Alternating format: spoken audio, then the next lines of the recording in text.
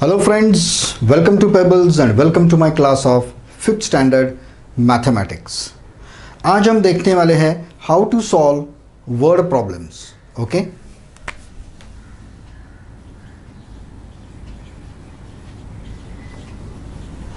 मैंने देखा है कि बच्चों को एडिशन, सब्ट्रैक्शन, मल्टीप्लिकेशन, डिवीजन ये सब अच्छी तरह से आते हैं, लेकिन जब वर्ड प्रॉब्लम्स जब भी आते हैं, मैं सबकी बात नहीं कर रहा हूँ, लेकिन मैं मेजॉरिटी ऑफ द स्टूडेंट्स की बात कर रहा हूँ। जब वर्ड प्रॉब्लम्स की बात जब आती है तब कुछ तो गड़बड़ हो जाती है। कुछ बच्चे डिवीजन की जगह मल्टीप्लाई कर देते हैं, मल्टीप्लाई की जगह डिवाइड कर देते हैं, एडिशन, सब्ट्रैक्शन सब यहाँ से वहाँ चला जाता है और वो सम रॉन्ग होते हैं। और फिर सब लोग कहते हैं कि मैथ्स बहुत टफ है।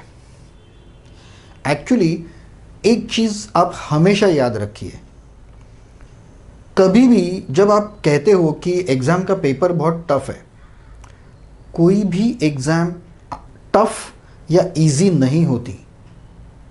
क्या होता है, आइदर आपकी पढ़ाई हो गई है या नहीं हुई है। अगर पढ़ाई हुई है तो एग्ज़ाम इजी है, अगर नहीं हुई है तो एग्ज़ाम टफ है। लेकिन लोग या बच्चे ये कैसे डिसाइड करते हैं कि ये टफ है और ये इजी है? जनरली क्या होता है कि जब भी मैथमेटिक्स में आपके दिमाग में एक चीज़ बैठ गई है कि सब कुछ नंबर्स होता है, तो जब आपको some number plus some number equal to पूछा जाए तो आप इजीली कर देते हो। लेकिन यही अगर मैं आंकड़ों में या वर्ड्स में अगर मैं लिखूं तो फिर आपको दिक्कत आती है, क्योंकि एक फॉर्मेट हमारे मन में बैठा हुआ होता है। इसके लिए ज़रूरत है सिर्फ स्टेप बाय स्टेप परफेक्ट करने की। एक मेथड, एक इजी वे मैं आज आपको बताता हूं, और ये वे सिर्फ आपके 5th स्टैंडर्ड 6th स्टैंडर्ड के लिए ही नहीं। मैंने तो ये जो एक सिंपल सा फॉर्मूला नहीं है, ये जो टेक्निक है वो मैंने इंजीनियरिंग तक यूज़ की है। इंजीनियरिंग तक मैंने यूज़ की है। उससे आप मेजॉरिटी ऑफ द प्रॉब्लम्स आप सॉल्व कर सकोगे, और आपके लेवल के तो लगभग सभी प्रॉब्लम्स आप सॉल्व कर सकोगे, सभी के सभी। ठीक है, तो वर्ड प्रॉब्लम जब आप सॉल्व करोगे तो सबसे पहली बात आप जब आप पढ़ते जाओगे, टीचर्स क्या कहती है कि पहले वो प्रॉब्लम को पढ़ो, ठीक है, और फिर सॉल्व करना शुरू करो। लेकिन यहाँ एक चीज़ आपको नहीं बताई जाती कि आपको पढ़ते समय अंडरलाइन करनी है इंपॉर्टेंट वर्ड्स या इंपॉर्टेंट इंफॉर्मेशन को। सेकेंड थिंग, जब आप सॉल्व करेंगे आप डायरेक्टली सॉल्व करना शुरू कर देते हो, लेकिन ऐसा मत कीजिए, क्योंकि ये जो वर्ड प्रॉब्लम्स होते हैं कभी कभी बहुत लंबे होते हैं, 3-4 लाइंस के होते हैं, अननेसेसरी उसमें इंफॉर्मेशन यहाँ वहाँ से भरी हुई रहती है। अब देखिए ना कि सीधा अगर मैं आपको पूछूं कोकोनट के 50 पेड़ है, मैंगो के 30 पेड़ है, तो टोटल पेड़ कितने हो गए? सिंपल एक लाइन में, एक आधे सेंटेंस में ख़त्म हो गया।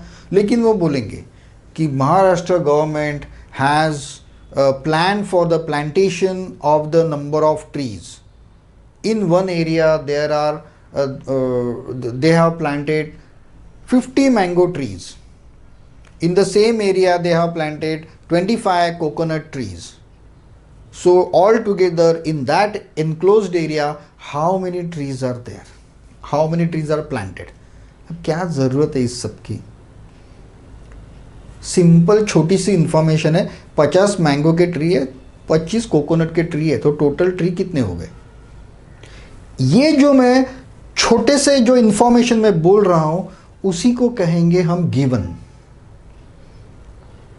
अगर आप गिवन नहीं लिखोगे, क्या इंफॉर्मेशन दी है वो शॉर्ट में अगर आप नहीं लिखोगे तो आप वो कर नहीं पाओगे, वो नहीं होगा आपसे। ओके, क्योंकि हर बार आप वो 4-4 लाइन का प्रॉब्लम पढ़ नहीं सकते बार बार जाके। आपका बुक तो इतना बड़ा होता है, लेकिन एग्ज़ाम पेपर छोटा होता है। मतलब बुक में अगर वो 3 लाइन का एग्जाम्पल है तो छोटे से एग्ज़ाम पेपर में वो 4-5 लाइन का आ जाएगा, 4 लाइन का आ जाएगा।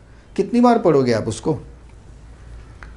जनरली एक बार हम जब सॉल्व करना क्वेश्चन आंसर शीट के ऊपर जब सॉल्व करना शुरू कर देते हैं, तब सिर्फ एक ही बार क्वेश्चन देखना है, उसके बाद जो कुछ भी है वो आपके पेपर में ही होना चाहिए।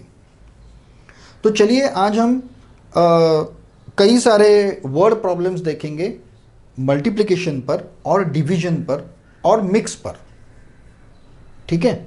लेकिन ये प्रॉब्लम्स मैं पूरी तरह से सॉल्व नहीं करूँगा।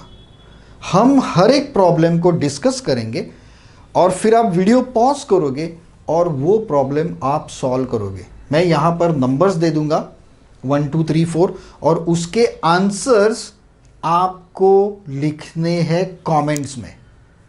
तो अगर आपने अभी भी आपके सामने नोटबुक और पेन नहीं है तो इस वीडियो को पॉज कीजिए और वो पेन और नोटबुक लेके आइए, ठीक है। मैं अभी आपको 1000 प्रॉब्लम्स पूरी तरह से डाइजेस्ट में दिए वैसे सॉल्व करके दिखा सकता हूँ, भले 15 घंटे 20 घंटे का वीडियो हो जाए। लेकिन एक चीज़ याद रखिए, इसको स्पून फीडिंग कहते हैं।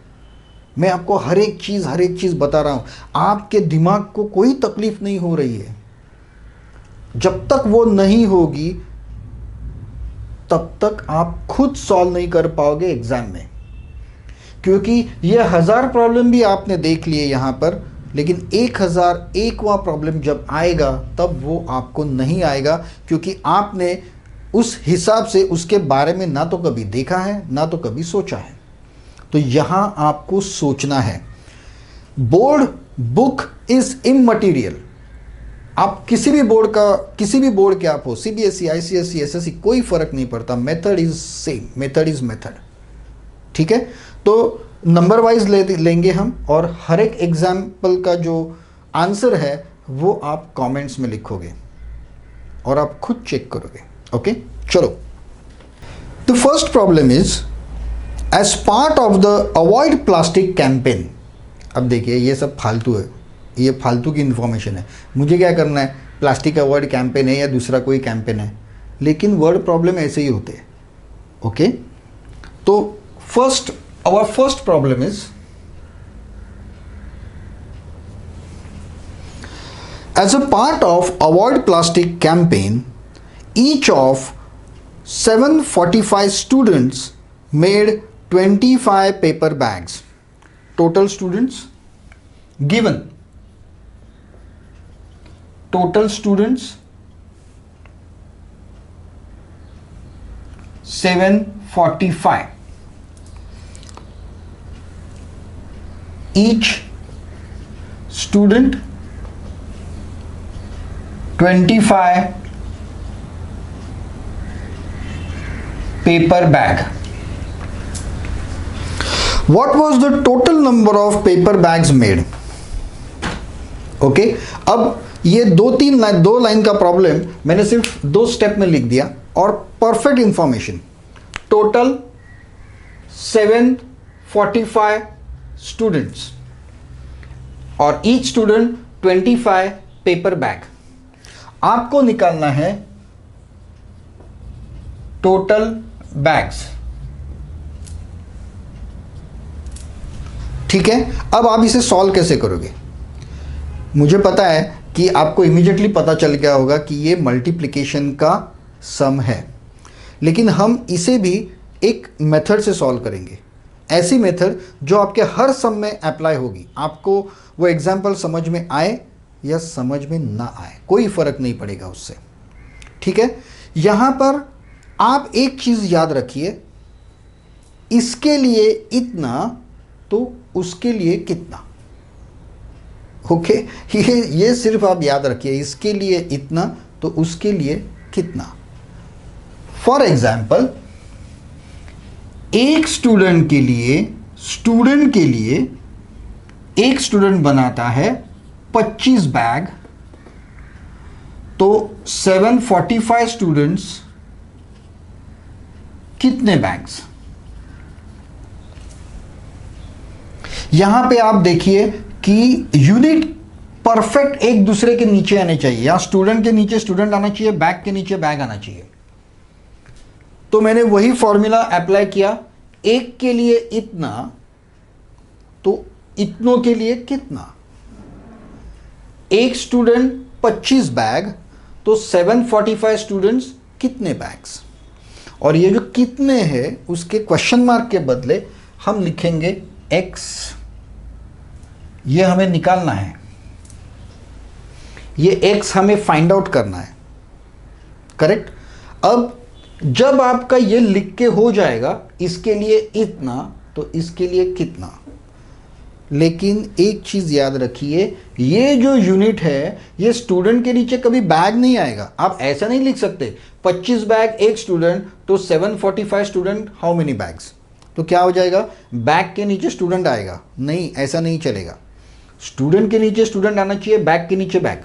यूनिट सेम होने चाहिए एक कॉलम में। एक बार ये आपका लिख के हो गया, समझो आपका एग्जाम्पल खत्म। उसके बाद सिर्फ आपको इतना ही करना है कि ये जो यहां से नीचे से शुरू करना है, इसको मल्टीप्लाई करेंगे। सबसे पहले तो हम लिखेंगे x। ये बैग्स जो है, ये x की वैल्यू हमें निकालनी है, तो x इक्वल टू, सबसे पहले तो इन दोनों का मल्टीप्लाई करेंगे, मल्टीप्लिकेशन करेंगे। 745 मल्टीप्लाई बाय 25, और ये जो आंकड़ा है इसको हम डिवाइड करेंगे, डिवाइडेड बाय 1। अब आपको तो पता है, शायद ये जो स्टाइल है लिखने का फ्रैक्शन में, ओके, न्यूमरेटर डिनोमिनेटर, ये जो स्टाइल है वो आपने अभी तक की नहीं है, ठीक है। लेकिन आपको इतना तो पता है कि पहले इनकी मल्टीप्लिकेशन करो और फिर ये आंकड़े से उस मल्टीप्लिकेशन को डिवाइड करो, ठीक है। पहले इनकी मैंने मल्टीप्लाई किया और फिर इससे मैंने डिवाइड किया। अभी यहां पर 1 है, तो 1 से किसी भी नंबर को आप डिवाइड करोगे तो आंसर उतना ही आएगा। 1 से आप किसी को भी मल्टीप्लाई करोगे तो आंसर उतना ही आएगा। तो यहां पर मुझे एक्चुअली इसको डिवाइड करने की भी जरूरत नहीं है। तो देखिए आपका सीधा मल्टीप्लिकेशन ही आ गया, और जो भी मल्टीप्लिकेशन आएगा वो क्या है, x बैग्स। x बैग्स मतलब क्या है, टोटल नंबर ऑफ बैग्स। आप आंसर लिखोगे the total number of bags is equal to this. Very simple. तो इसका आंसर आप लिखोगे कमेंट में। तो चलिए हम दूसरा एक सम लेते हैं।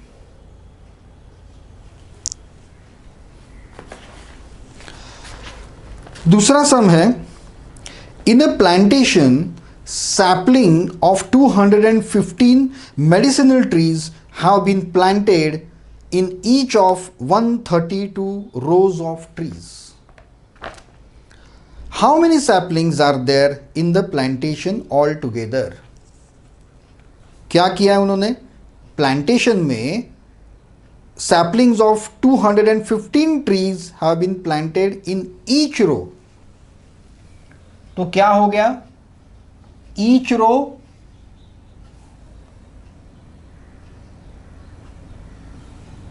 215 trees, सैपलिंग मैं उसको ट्री बोलता हूं, ओके, एंड रोज 132 रोज, तो टोटल ट्रीज। चलिए, तो हमने अभी यहां पे लिखा अपना गिवन, तो अब हम अपना ये फॉर्मूला अप्लाई करते हैं। यहां पर टोटल नंबर ऑफ ट्री में x पकड़ता हूं, x मतलब पता नहीं, ठीक है। तो 1 रो, एक रो में 215 ट्रीज,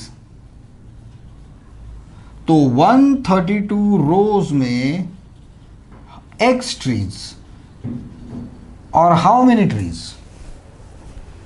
सो आंसर कैसे आएगा, ये x हमें निकालना है, इक्वल टू, यहां से cross this multiply by this. पहले मैं 132 को 215 से मल्टीप्लाई करूंगा, और इसका जो भी आंसर आएगा उसको मैं इससे डिवाइड करूंगा। सिंपल। यहां पर आपको सोचने की जरूरत ही नहीं है, आपको सिर्फ इतना ही करना है कि रो के नीचे रो, ट्री के नीचे ट्री।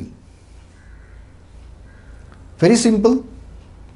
चलिए, इसका आंसर आपको लिखना है। याद रखिए, अगर इसको अगर 1 से डिवाइड करना है तो डिवाइड करने की भी जरूरत नहीं है। तो यही आपका आंसर हो गया। Let us take third example.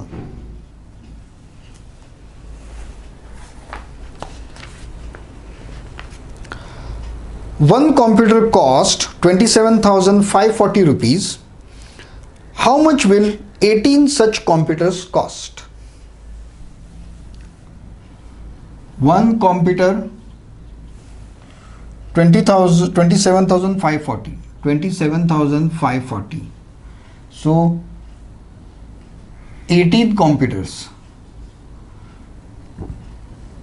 equal to how much? ये रुपीज है। I will write in this form. एक कंप्यूटर के लिए 27,540 रुपीज, तो 18 कंप्यूटर के लिए x रुपीज। और हाउ मेनी रुपीज? सिंपल, ये x है जो मुझे निकालना है, इक्वल टू, हमेशा इसका क्रॉस मल्टीप्लिकेशन आएगा 18 इंटू 27540, और जो भी नंबर आएगा उसको मैं डिवाइड कर दूंगा इससे। अब 1 है इसलिए डिवाइड करने की भी जरूरत नहीं है। तो आपने यहां देखा होगा कि यहां पे मैं सिर्फ केयर ले रहा हूं कि कंप्यूटर के नीचे कंप्यूटर, रुपीस के नीचे रुपीस, रो के नीचे रो, ट्री के नीचे ट्री, और यहां पर स्टूडेंट के नीचे स्टूडेंट, बैग्स के नीचे बैग्स। ये यूनिट अगर मैंने प्रॉपरली मेंटेन कर लिया तो फिर मुझे कोई प्रॉब्लम नहीं आएगा कि ये प्रॉब्लम, मैं ये सोचता ही नहीं हूं कि ये प्रॉब्लम, जो वर्ड प्रॉब्लम जो लिखा है वो डिवीजन का है या मल्टीप्लिकेशन का है या किस चीज़ का है। मुझे कोई फर्क नहीं पड़ता, क्योंकि अल्टीमेटली मैं यहाँ से क्रॉस मल्टीप्लिकेशन कर दूंगा और जो भी आंसर आएगा उसको इससे डिवाइड कर दूंगा। देखिए, यहां पे क्रॉस और फिर पीछे, क्रॉस पीछे, क्रॉस पीछे। क्रॉस मतलब मल्टीप्लाई किया मैंने, और पीछे लिया मतलब डिवाइड कर दिया। Okay, this is very easy. आपको सोचने की जरूरत नहीं है कि आपको मल्टीप्लाई करना है कि डिवाइड करना है कि क्या करना है उसका। आप ये मेथड से करते जाओ। परफेक्टली आप यहां पर गिवन लिखो, फिर अपना फॉर्मूला लिखो, और फिर उसको ये फॉर्म में लिखकर जो कुछ भी मल्टीप्लाई डिवीजन है वो कर डालो। एक चीज़ यहाँ पे आपको बतानी बहुत ज़रूरी है कि ये वर्ड प्रॉब्लम है, यहाँ पर यूनिट्स दिए हुए हैं। यहाँ पे ऐसा नहीं लिखा है कि what is the 745 multiply by 25। इसका जो कुछ भी आंसर होगा वो आपको लिखना होगा, बैग्स। तो आंसर में आएगा the total number of bags is equal to जो कुछ भी आएगा वो, the total the cost of 18 computers is equal to this, the total number of trees is equal to this. इसका आंसर सपोज आएगा 100, लेट अस से, तो 100 trees, 100 rupees. ये trees, rupees, bags, ये लिखना जरूरी है। आप सिर्फ 100 लिखोगे तो मेरे हिसाब से तो आंसर गलत है। Let us take the next example, that is the fourth example. Now from this example onwards, I am not going to solve to the final answer. Okay, see, the best method to learn is to do it yourself. Okay, what I'll do, I will read the problem, we will discuss it, I will write the formulas and everything, but the final calculation, the arithmetical part of it, you should do by yourself. Okay, so let us read the problem. Now you see, this problem is around 3 lines of this big book. So in your small paper it will be around 4 to 5 lines. So don't get afraid by just the length of the problem. Okay, we will read the problem first. Under the Inspire Award scheme, 5,000 rupees per student were granted for the purchase of science project material. If 154 students in a certain taluka were covered under the scheme, find the total amount granted to that taluka. एक तालुके में से 154 students को पैसे मिले थे किसी award scheme में कुछ साइंस मटेरियल खरीदने के लिए, ओके, और हर एक स्टूडेंट को 5,000 रुपये मिले थे। तो टोटल उस तालुका में जितने स्टूडेंट्स है वो पूरे तालुका के लिए कितनी अमाउंट मिली वो हमें फाइंड आउट करना है। बहुत ही सिंपल सा एग्जाम्पल है, लेंथ ऑफ द एग्जाम्पल के ऊपर मत जाइए, ठीक तरह से पढ़िए और हमारी फर्स्ट स्टेप होगी right the given. Number of students 154 and amount पर स्टूडेंट इज 5,000 रुपीज। ओके, अभी एक्चुअली ये जो सम है वो आपको पता चल गया होगा कि ये डायरेक्ट मल्टीप्लिकेशन का सम है, ठीक है। मतलब सीधा सीधा आप इसको 154 से मल्टीप्लाई करोगे और आंसर निकालोगे। फिर भी पहले कुछ सम के लिए मैं आपको सजेस्ट करूंगा कि आप जो हमारी मेथड है उस मेथड में लिखने के बाद ही मल्टीप्लिकेशन करिए, ताकि वो जो फॉर्मूला है, वो जो मेथड है, वो आपके दिमाग में ठीक तरह से बैठ जाएगा। हमें निकालना क्या है? हमें निकालना है टोटल अमाउंट। अभी वो टोटल अमाउंट क्या है मुझे पता नहीं, तो मैं यहाँ पे x लेता हूँ या फिर x स्क्वायर लेता हूँ। लेट अस से इट इज x रुपीज। अब हमारी मेथड क्या कहती है कि जो हम अरेंजमेंट करेंगे, इसको इतना तो उसको कितना, ठीक है। तो मैं कहूँगा कि एक स्टूडेंट को 5,000 रुपये, तो 154 मतलब 154 स्टूडेंट्स को कितने रुपए? स्टूडेंट के नीचे स्टूडेंट, रुपीस के नीचे rupees. So 1 student 5,000 rupees. So 154 students how many rupees? ये पहले हमने लिख के लिया, जो हमने जो सीखा है हमारे स्टाइल से एक लिख के लिया। और अब हमें इसको सॉल्व कैसे करना है? राइट हैंड साइड का ये नीचे का जो x हमें निकालना है, total amount is equal to x rupees. तो वो हम निकालेंगे, this x is equal to, क्या करेंगे, इन दोनों का मल्टीप्लीकेशन 154 मल्टीप्लाई बाय 5,000, और जो भी आंसर आएगा आपका उसको आप डिवाइड करोगे इस नंबर से, डिवाइडेड बाय 1। क्योंकि डिवाइडेड बाय 1 है, आपको डिवीजन करने की ज़रूरत ही नहीं है, क्योंकि किसी भी नंबर को आप 1 से मल्टीप्लाई करोगे या डिवाइड करोगे उसका आंसर वही आएगा। अब ये जो मल्टीप्लिकेशन है 154 मल्टीप्लाइड बाय 5,000, वो आप कैसे भी कर सकते हो। फॉर एग्जाम्पल आप ऐसे लिख के कर सकते हो 5,000 मल्टीप्लाइड बाय 154, और जो आपको मल्टीप्लिकेशन आता है स्टेप बाय स्टेप वहाँ से कर सकते हो आप। सेकेंड वे क्या है, इजी वे क्या है, यहाँ पे मैं देख रहा हूँ कि यहाँ 3 ज़ीरो है। हमें पता है कि अगर 10, 100, 1000 इससे अगर मल्टीप्लाई करना है तो आपको सीधा ज़ीरो लिखते जाना है आगे बस।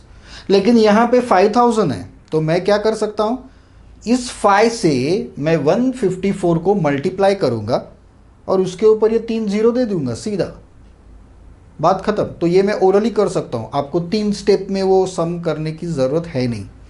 Okay, again I am telling you, जैसा आप ट्रेडिशनल मेथड से मल्टीप्लिकेशन करते हो वैसे मल्टीप्लाई कीजिए। That is 5,000 multiplied by 154।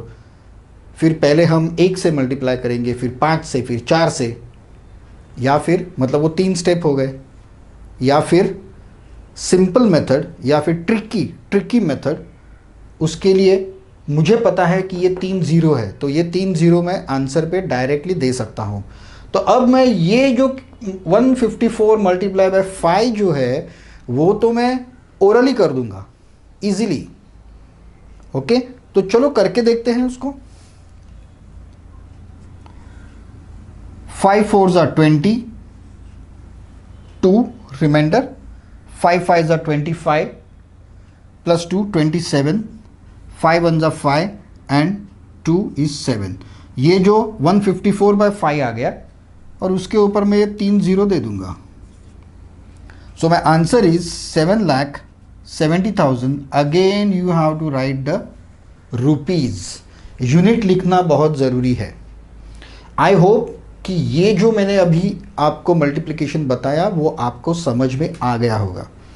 अगर आप कोई भी कॉम्पिटिटिव एग्ज़ाम में जा रहे हो तो आपके पास इतना टाइम नहीं होगा कि ये पूरा ऐसे फॉर्मूले से लिखो और फिर उसको 3 स्टेप में मल्टीप्लाई करो, इतना वक्त नहीं होगा आपके पास।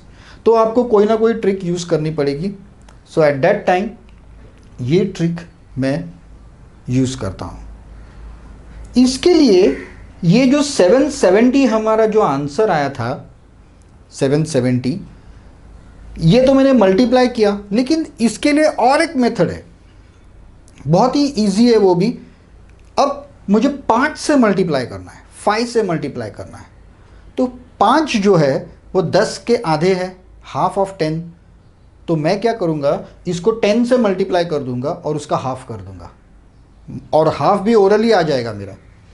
फॉर एग्जाम्पल 1540 ये 10 से मल्टीप्लाई करके आएगा। इससे आधा कैसे आएगा, 1000 का आधा 500 है और 54 का आधा 27 है, राइट। मतलब 500 प्लस 270 दैट इज 770, और ये इसका आधा हो गया, और इसके ऊपर मैं 3 जीरो दे दूंगा सीधा। दिस इज अनदर ट्रिक और the fast way to solve the example.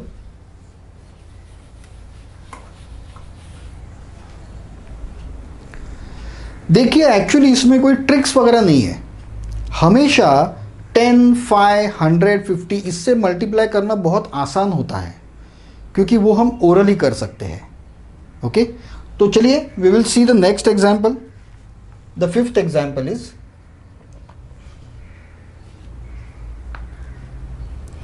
If a certain two wheeler cost 53,670 rupees, how much will 35 such two wheelers cost. Directly आपको पता है मल्टीप्लिकेशन का है, लेकिन हम हमारे फॉर्मूले में लिख देते हैं। यहाँ आपको गिवन भी लिखना है। एग्जाम्पल बहुत इजी है, लेकिन ये इजी एग्जाम्पल जो है आपको स्कूल में एक तरीके से लिखना होगा, एक डिटेल से मेथड से लिखना होगा। So I will first write that one bike is 53,670 rupees, and they have asked how much will be 35 such bikes. So 35 bikes x rupees. So अब हम लिखते हैं अपने स्टाइल में। अब एक्चुअली यहाँ पे लिखा हुआ ही है bike bike rupees rupees. So my x is equal to, मुझे फिर से लिखने की ज़रूरत नहीं है, लेकिन अगर आप चाहो तो ये स्टेप फिर से एक बार कर सकते हो। ओके, क्योंकि क्या होगा, मैं यहाँ पे आप ऐसे लाइन वगैरह निकालोगे तो वो अच्छा नहीं दिखेगा। ओके, तो आप जब इसे सॉल्व करोगे तब इसको फिर से एक बार नीचे लिखाओ और फिर उसको एरोज निकालो। मैं यहीं पे कर रहा हूँ। We will multiply, cross multiply. So I will get 35 multiply by 53670 and divided by, back इस फिगर से डिवाइड करेंगे, लेकिन ये 1 है तो हमें डिवाइड करने की ज़रूरत है नहीं क्योंकि वो 1 है। तो आप इस वीडियो को पॉज कीजिए और ये आपको अभी लिख के ही करना होगा। 53,670 मल्टीप्लाइड बाय 35। फिर पहले आप 3 से मल्टीप्लाई करोगे, फिर 5 से मल्टीप्लाई करोगे, उसकी एडिशन करोगे. So please do this addition and write down the answer in the comments. Okay, आप चेक कर सकते हो आपका आंसर बराबर है कि नहीं. We will move to the next some.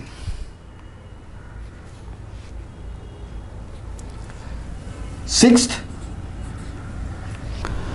1 hour has 3600 seconds. How many seconds do 365 hours have? 1 hour में कितने सेकेंड्स होते हैं? 3600 seconds. And they have asked for in 365 hours how many seconds? Very simple. यहां भी आपका actually our के नीचे our और सेकंड के नीचे सेकंड लिखा हुआ है, बट स्टिल आई सजेस्ट कि आप इसे फिर से एक बार लिखिए. इस तरह से फिर से एक बार लिखिए तो आपको ये एरोस करने में आसानी हो जाएगी और आपका जो आंसर जब आप लिखोगे वो गंदा नहीं दिखेगा. ठीक है. So here I am doing directly. So my answer is equal to, इसको मैं मल्टीप्लाई करूंगा क्रॉस नीचे से ऊपर, 365 मल्टीप्लाई बाय 3600 डिवाइडेड बाय, इससे डिवाइड कर देंगे, डिवाइडेड बाय 1.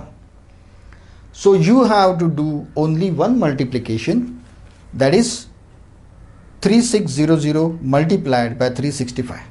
अब जनरली हमें ऐसा कहा जाता है कि मल्टीप्लिकेशन में जो ऊपर का नंबर हम लेंगे वो बड़ा वाला लेंगे और नीचे का नंबर जो हम लेंगे वो छोटा वाला लेंगे.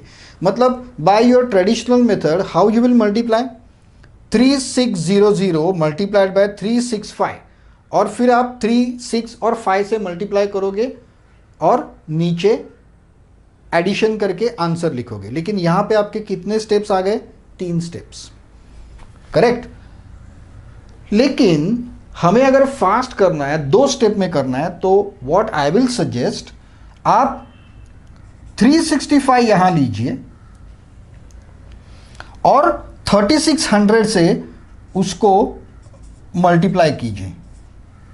अब आप कहेंगे कि जो बड़ा वाला नंबर है वो तो नीचे आ गया, लेकिन क्या आप देख रहे हैं यहाँ पे 2 0 है. 0 से मल्टीप्लाई करने की ज़रूरत ही नहीं होती. मतलब you will multiply only by 36.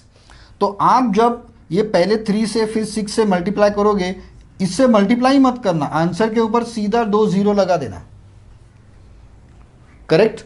Means don't always go bye the traditional methods. आपके बुक में जो मेथड दी है वो वैसे के वैसे कभी अप्लाई करने की कोशिश मत करो. पहले देखो कि हम क्या इसे और सिंपल मेथड से कर सकते हैं क्या, और वो मेथड से आप हमेशा चलो. ओके. तभी आप प्रॉपर अरिथमेटिक्स या फास्ट जो सॉल्यूशंस होता है वो कर सकते हो. अदरवाइज क्या होगा, यहाँ पे आप ट्रेडिशनल मेथड से जाओगे तो जनरली मैक्सिमम बच्चे ऐसा करेंगे 3600 मल्टीप्लाई बाय 365 और फिर 3 स्टेप का आपका प्रॉब्लम या सम सॉल्यूशन हो जाएगा. अब ये 3 स्टेप आपने अगर पहले ही सोच लिया तो आपका ये अभी सिर्फ 2 स्टेप का ही हो गया. सिर्फ आप 36 से मल्टीप्लाई कर रहे हो. ये और आसान कभी हो जाएगा पता है, अगर ये अंडर 30 अगर होगा तो आपको टेबल्स तो बाय हार्ट है. 30 के 1 to 30 के टेबल्स आपको अगर आते हैं तो आप एक स्टेप में ही कर दोगे उसको, सिंगल स्टेप. तो आपको पहले देखना है, उसके बारे में सोचना है.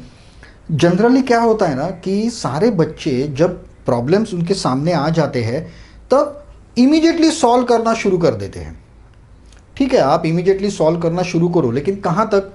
Only up to given. सिर्फ गिवन लिखो और रुक जाओ. अब इससे देखो, पहले ये पढ़ो बराबर, फिर ये स्टेप लिखो और उसके बाद ये स्टेप लिखने के बाद फिर से एक बार रुको और सोचो कि क्या हम इसे और आसान तरीके से फास्ट कैलकुलेट कर सकते हैं क्या. इसमें और एक चीज़ मैं आपको बताना चाहता हूं कि अगर आप बहुत कॉन्फिडेंट नहीं हो, ओके, कॉन्फिडेंस कब आता है? जब आप उसी टाइप के मतलब मल्टीप्लिकेशन के ऐसे बहुत सारे प्रॉब्लम्स जब आप सॉल्व करोगे तब आपको एक कॉन्फिडेंस आएगा. The practice will make you perfect. लेकिन अगर आपकी पढ़ाई सिर्फ आपके बुक तक, मतलब जो आपका टेक्स्ट बुक जो है वहाँ तक ही सीमित है कि भैया उसके नीचे 5 प्रॉब्लम दिए हैं, मैंने होमवर्क के लिए 5 प्रॉब्लम कर दिए और मेरी पढ़ाई हो गई, तो आप प्रॉब्लम में आ जाओगे, क्योंकि आपको फिर प्रैक्टिस नहीं होगी। प्रैक्टिस से ही आप परफेक्ट होगे। ठीक है, तो जो भी बच्चे कॉम्पिटिटिव एग्ज़ाम को जा रहे हैं या फिर जो बच्चे 5th स्टैंडर्ड से भी अपनी मैथमेटिक्स बहुत पक्की करके जाना चाहते हैं, उनको बहुत सारे प्रॉब्लम्स सॉल्व करने होंगे। प्रैक्टिस के बिना कुछ नहीं हो सकता। ओके, तो you can pause your video here and you can solve this, और उसका जो आंसर है वो कमेंट में ज़रूर लिखना। ओके, और अब हम चलते हैं अपने अगले प्रॉब्लम की तरफ, which is the 7th one. Frame a multiplication word problem with numbers 5473 and 627 and solve it. ये एक दूसरी तरह का वर्ड प्रॉब्लम है कि आपको 2 नंबर्स दिए हुए हैं और आपको एक प्रॉब्लम फॉर्म करना है, लिखना है, प्रॉब्लम तैयार करना है सेंटेंसेस में। अब ये जो 2 नंबर्स दिए हुए हैं उसका आप कुछ भी कर सकते हो। फॉर एग्जांपल अगर एक टेबल की कीमत है 5473, तो ऐसे 627 टेबल्स की प्राइस क्या होगी, so on. I am not going to detail into this. Next, ये 7वां प्रॉब्लम हम लेते हैं, फाइंड प्रोडक्ट। यहाँ प्रोडक्ट का मतलब होता है multiplication. Okay, find the product of biggest 3 digit number. अब यहाँ पे उन्होंने नंबर दिया हुआ नहीं है, उन्होंने क्या बोला है, बिगेस्ट 3 डिजिट नंबर। 3 डिजिट में बिगेस्ट नंबर क्या होता है, that is 999 and biggest 4 digit number. Biggest 4 digit number क्या होगा, 9999। अब इसका प्रोडक्ट मतलब इसका मल्टीप्लिकेशन आपको करना है। नाउ पॉज योर वीडियो और ये मल्टीप्लिकेशन कीजिए। ये नंबर ऊपर आएगा 9999 मल्टीप्लाइड बाय 999। चलो करके देखते हैं।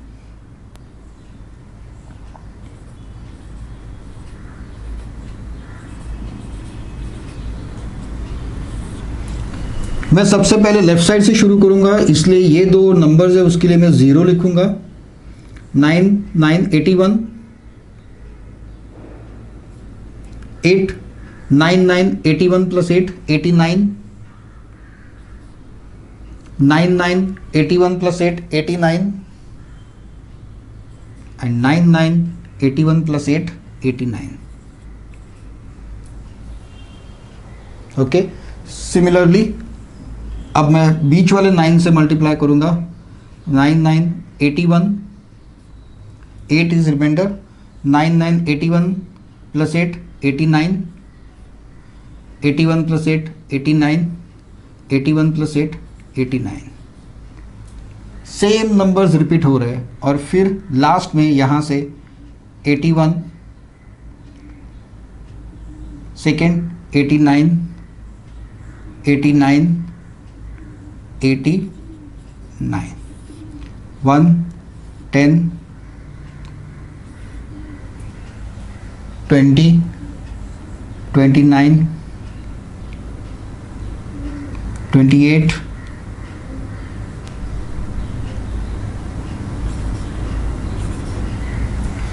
This is my answer. Okay, actually मुझे करके दिखाने की भी ज़रूरत नहीं थी, लेकिन मुझे ही थोड़ा अच्छा लगा, सब नंबर एक जैसे है। इसके लिए ये टाइप के जो सम है उसके कुछ ट्रिक्स भी होते हैं। मतलब अगर किसी नंबर को 999 या 111 या 222 से अगर मल्टीप्लाई करना है तो कैसे करते हैं, उसके लिए कुछ ट्रिक्स है, कुछ मेथड्स है, लेकिन वो आपके 5th स्टैंडर्ड के रेंज के बाहर है। दोज ट्रिक्स और those tips are generally for the IPM exams और योर स्कॉलरशिप एग्जाम्स, उसके लिए होते हैं। तो I am not going to waste your and my time for this.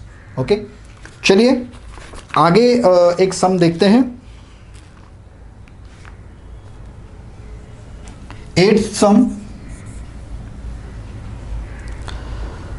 one traveler incurs a cost of 7,650 rupees for a certain journey. एक traveller 7,650 rupees एक journey के लिए खर्च करता है। What will be the cost of 26 such travelers? आगे 26 लोग हैं तो उनके लिए कितना होगा? Very simple, one traveller spends 7650 rupees, तो 26 such travelers, 26 travelers x rupees और हाउ मेनी रुपीज़। मैंने इसको डायरेक्टली गिवन में अपने फॉर्म में लिखा। अब आप देखेंगे ट्रैवलर के नीचे ट्रैवलर है, रुपीज़ के नीचे रुपीज़ है। Very simple. फिर से मैं कहता हूं कि आप गिवन दोगे, उसके नीचे फिर से एक बार लिखो और फिर वहां पे एरोज निकालो, अदरवाइज यहां पे आपका थोड़ा कंजेस्टेड हो जाएगा। ठीक है, मैं यहीं पे करता हूं। So I will multiply this. So x is equal to 7650 multiplied by 26, ये जो 26 है वो, एंड बैक डिवाइडेड बाय 1। अभी एक से डिवाइड नहीं भी किया तो भी कुछ फर्क नहीं पड़ेगा, तो you have to multiply 7650 by 26। You have to do this by the traditional method of multiplication. I am not going to solve it for you, this is you have to solve, ताकि आपको उसकी practice हो जाए solve करने की। So we have seen nearly 8 examples, 8-9 examples we have seen for the multiplication. मैं फिर से एक बार आपको कहता हूँ कि आपके पास जो टेक्स्ट बुक होते हैं उसके साथ में you always get the different, आपके पास डाइजेस्ट होते हैं या फिर मास्टर्स कीज होते हैं या फिर द वर्क बुक्स होते हैं, उसके अंदर भी बहुत सारे प्रॉब्लम्स होते हैं। वो सारे प्रॉब्लम्स आपको सॉल्व करने पड़ेंगे, क्योंकि मैंने देखा है जब आप अगले स्टैंडर्ड में जब जाते हो, 6th में जाओगे, 7th में जाओगे, तब आपकी ये मल्टीप्लिकेशन डिवीजन कोई सिखाएगा नहीं आपको। आपको जो पक्का करना है वो 5th स्टैंडर्ड से ही पक्का करके ही जाना है आपको। Okay, so you have to solve number of examples, उसके बाद ही आपके दिमाग में वो अच्छी तरह से बैठ जाएगा। So thank you very much for being with me for this word problems of multiplication. In the next video we will see the word problems of divisions, और फिर उसके बाद हम देखेंगे वर्ड प्रॉब्लम्स ऑफ मिक्स, मतलब ऐसे problem जिसमें division भी है, मल्टीप्लिकेशन भी है, हो सकता है एडिशन सब्ट्रैक्शन भी हो। ओके, और मोस्टली आपके एग्ज़ाम में हमेशा मिक्स प्रॉब्लम्स ही आते हैं। एग्ज़ाम में बहुत बार ऐसे होता है कि 2 मार्क्स के लिए क्वेश्चन आता है, 4 मार्क्स के लिए आता है, तो शायद 2 मार्क के लिए ऐसे सिंपल एग्जाम्पल आपको आए, लेकिन मोस्टली आपको मिक्स प्रॉब्लम्स ही आएंगे।